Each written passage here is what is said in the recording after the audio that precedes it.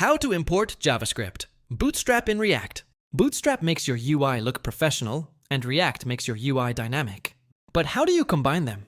It's easy to import Bootstrap's JavaScript. Functionality inside your React project. First, make sure Bootstrap is installed. You can use npm or yarn to add Bootstrap and also Popper.js, which is required for components like tooltips or dropdowns. Next, import Bootstrap's CSS in your index.js or app.js file. This makes all Bootstrap styles available globally. For JavaScript functionality, import Bootstrap's JS file after React has loaded. In many cases, Bootstrap's dropdowns or collapsibles won't work unless both Bootstrap, JS and Popper are properly initialized. You can also use Bootstrap's React library called React Bootstrap, which gives you React-ready components like and. But if you're going with native Bootstrap, make sure you import the JS script at the right place and use correct data attributes for functionality. The code is here.